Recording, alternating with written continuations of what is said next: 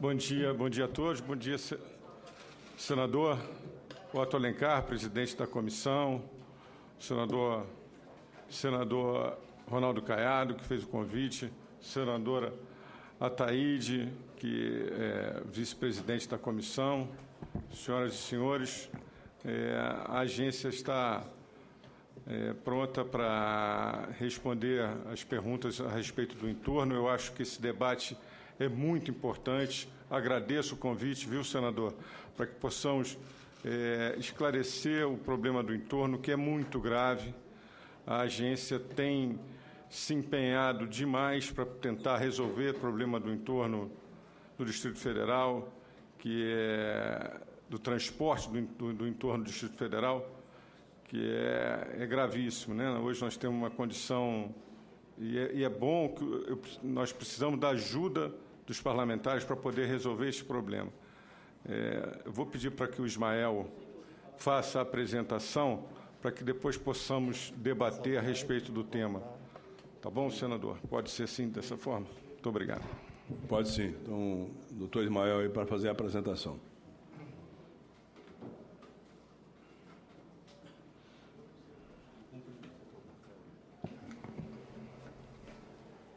Eu cumprimento a mesa, os senhores senadores e a todos os presentes. A região do entorno do Distrito Federal é composta por 19 municípios do estado de Goiás e tem 3 municípios em Minas Gerais. Trata-se da região que possui um dos maiores índices de crescimento populacional do país. Segundo dados do IBGE, a região do entorno do Distrito Federal apresentou uma taxa de crescimento anual cumulativo de cerca de 6% ao ano entre 1960 e 2005.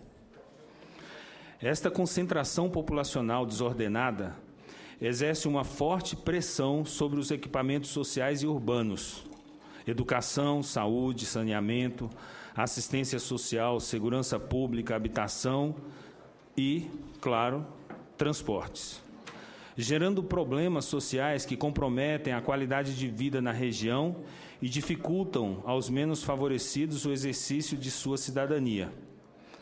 A segurança pública é um dos maiores problemas na região, que hoje possui 2 municípios, Águas Lindas e Lusiânia, entre os 10 considerados mais violentos do país. Os altos índices de criminalidade são consequência de estruturas urbanas deficientes, da baixa oferta de benefícios sociais e do alto índice de desemprego. A ausência de uma política pública integrada para o transporte de passageiros dessa região, que se encontra sob a influência e alçada da União, dos estados de Goiás e de Minas Gerais e do Distrito Federal, restringe a atuação da NTT na solução dessa questão, deixando-a limitada à ineficaz, pouco atrativa e obsoleta solução do transporte rodoviário de passageiro por meio de permissões federais. A atuação do Legislativo na construção de um arcabouço legal que contemple e acomode a multiplicidade das facetas políticas, econômicas e sociais da RIDE é de suma importância para o equacionamento dos problemas locais, dentre os quais o da mobilidade urbana e semiurbana.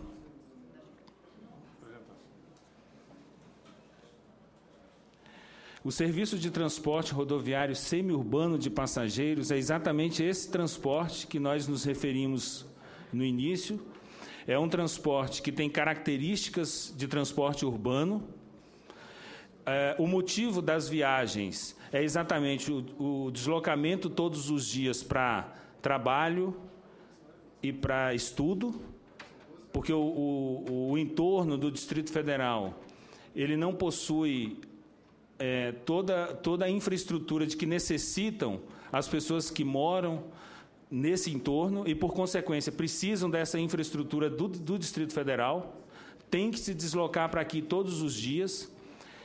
Esse deslocamento ele acontece mais por necessidade de trabalho, e, em função dessa necessidade de trabalho, é que essas pessoas têm que todos os dias vir para Brasília. Esse transporte torna-se ineficiente economicamente. Por quê? Porque a grande massa dessas pessoas, elas vêm para trabalhar e depois só voltam.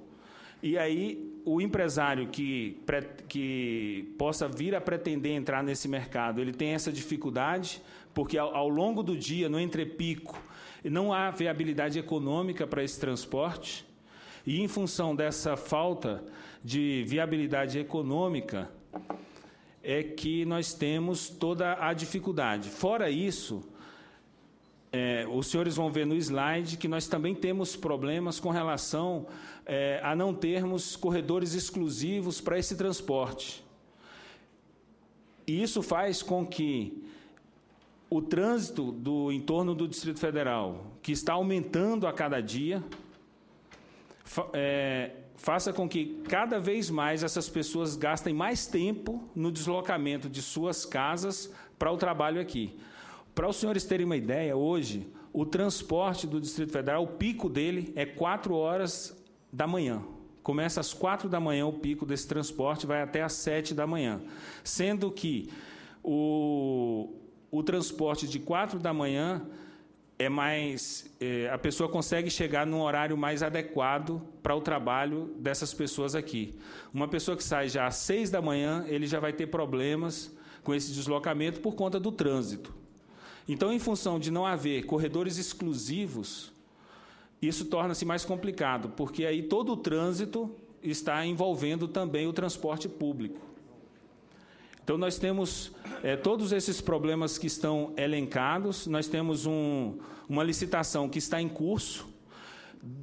2 desses lotes foram homologados pela NTT, que se referem ao eixo Águas Lindas de Goiás, e um pedaço do eixo sul.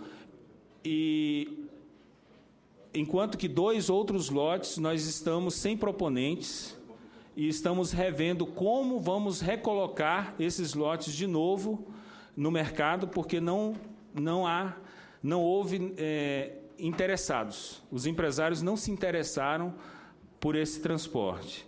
Então, nós temos toda essa questão que precisa ser feita entre o Goiás, Minas e o DF, no que diz respeito a esse transporte, um convênio, precisa ser feito...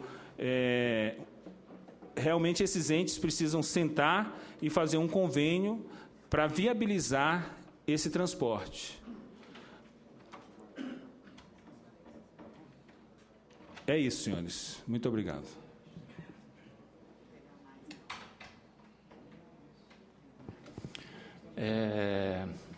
Quer fazer alguma exposição a mais, doutor Jorge Bastos?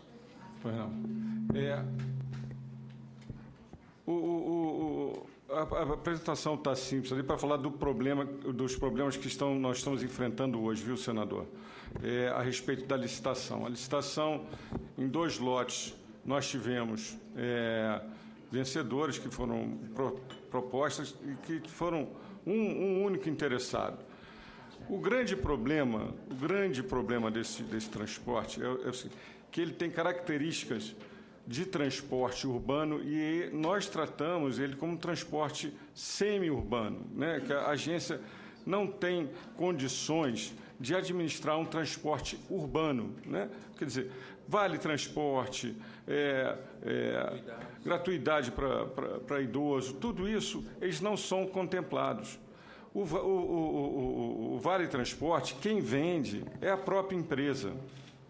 Entendeu? Então, nós não temos uma câmara de compensação, a agência não tem essa autonomia para poder dar isenção de CMS no combustível. Então, nós tratamos de um transporte com características diferentes, né? Então, quer dizer, o transporte no Distrito Federal tem várias isenções. Há 9 anos você não tem aumento na tarifa do Distrito Federal, né?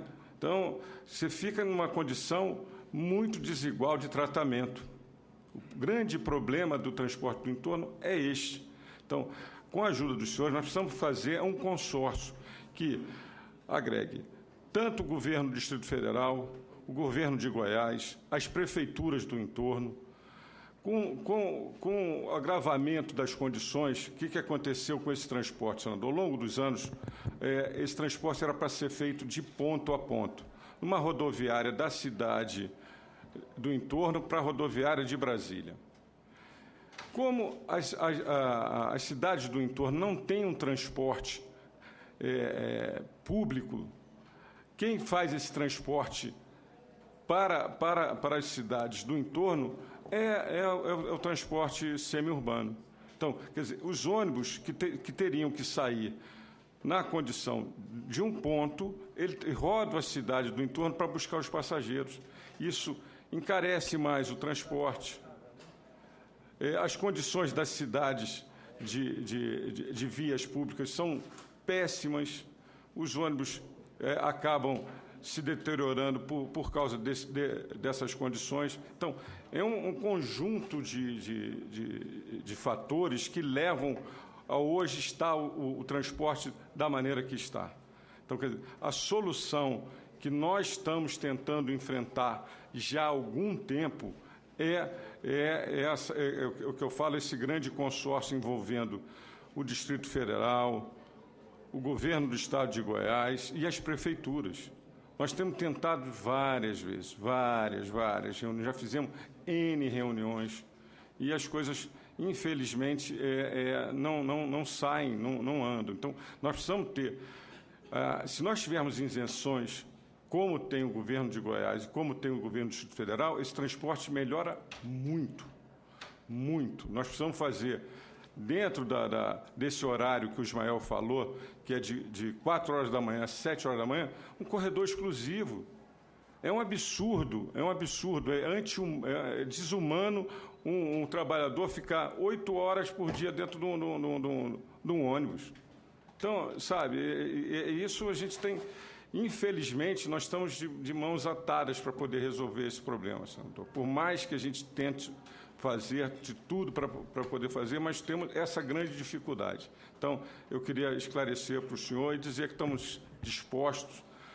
Isso, para mim, é uma condição prioritária para a NTT para resolver e conto com a ajuda dos senhores. Estou aqui à disposição para qualquer pergunta. Muito obrigado.